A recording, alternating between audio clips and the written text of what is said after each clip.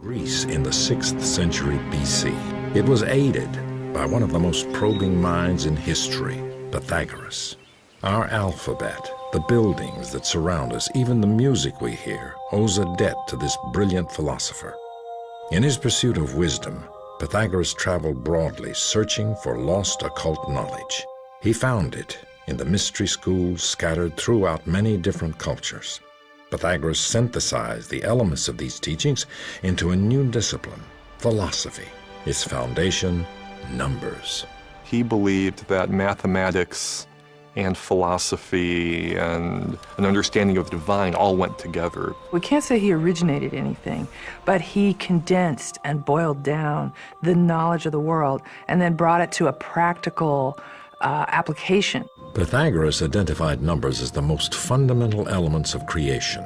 As we look at science in this day and age, we're finding that the whole world is filled with these mathematical constants. You've got pi, you've got the speed of light, you've got the force of gravitation. So the idea that numbers describe the world seems to be the case. In 518 BC, Pythagoras opened a school in the Croton region of southern Italy. His carefully selected disciples were called mathematicoi. Their initiation was rigorous.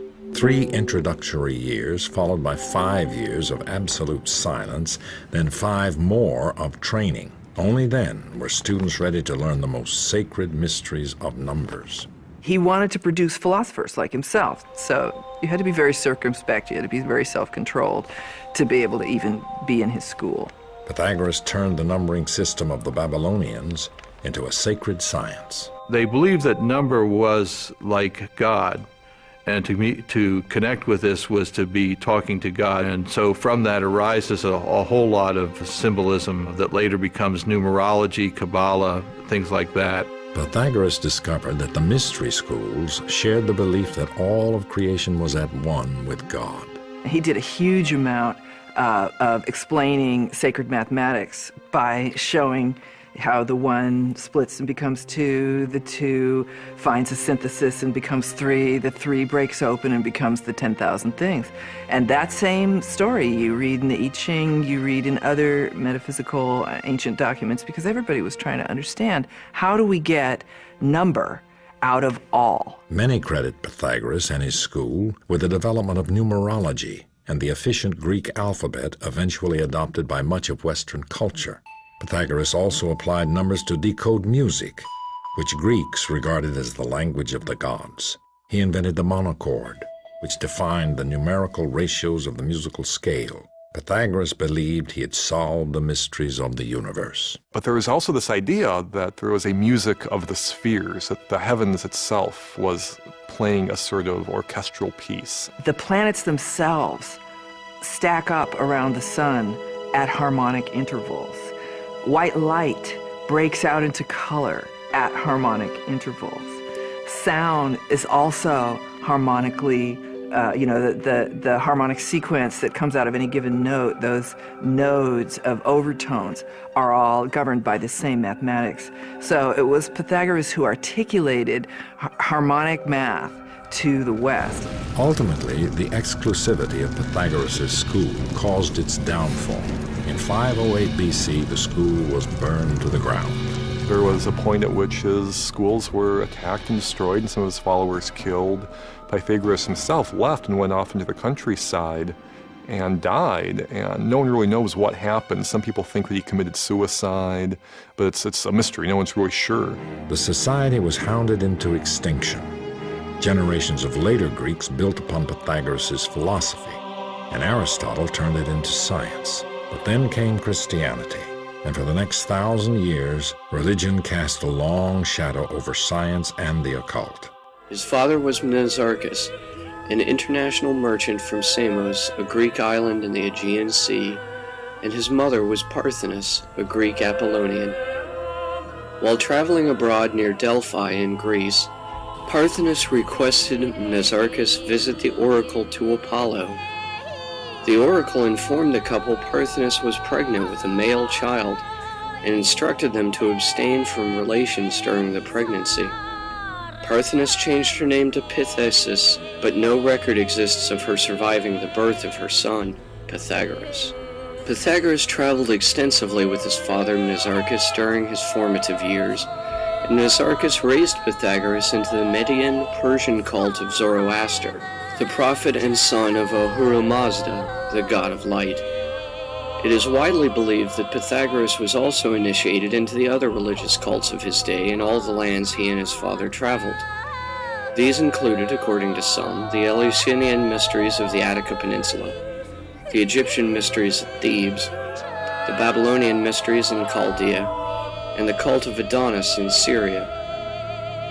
Some believe it was from the Babylonian priestcraft, while a prisoner in Chaldea, that Pythagoras studied the theorem that he would later become most famous for inventing, the theorem for all right triangles that a squared plus b squared equals c squared. Although the cause and date of his father's death remain unknown, it is recorded that Pythagoras himself traveled as far east as modern Afghanistan, where the Brahmins of Elephanta and Ellora in Hindustan called him Yavanshara, the Ionian teacher.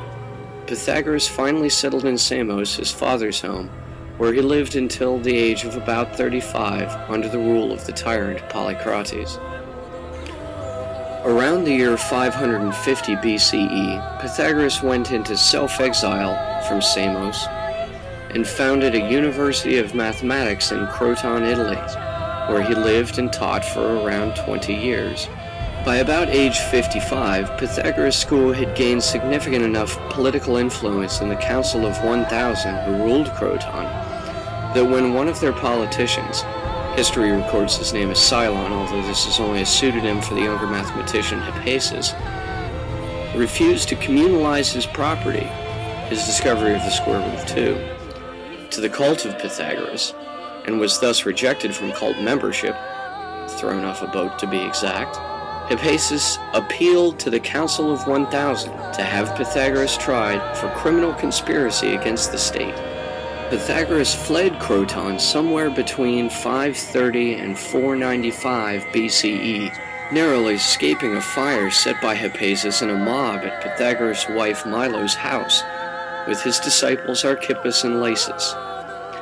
He fled from there to Rhegium, Italy, a port town near the island of Sicily, where he parted with Archytas of Tarentum, another disciple, and from there set sail to Metapontum in northeast Italy, the hometown of Pythasis, his would-be assassin, and took refuge in the temple there.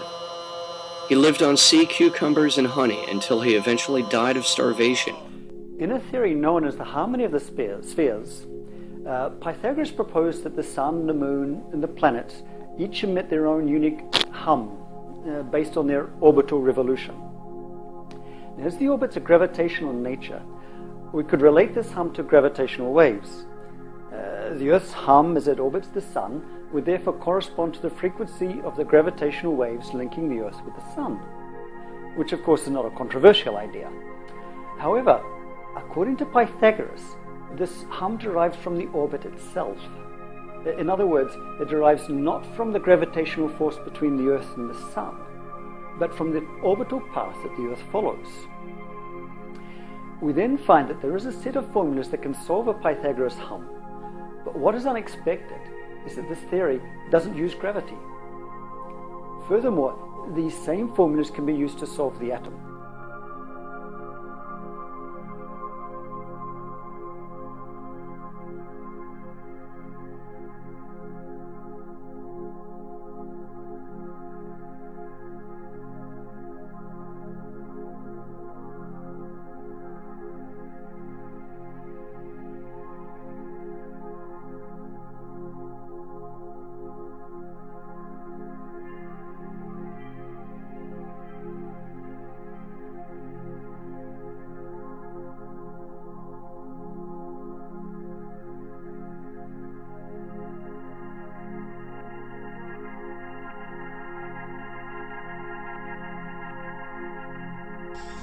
So the concept here is that those grey lines are actual physical gravitational waves. They physically exist.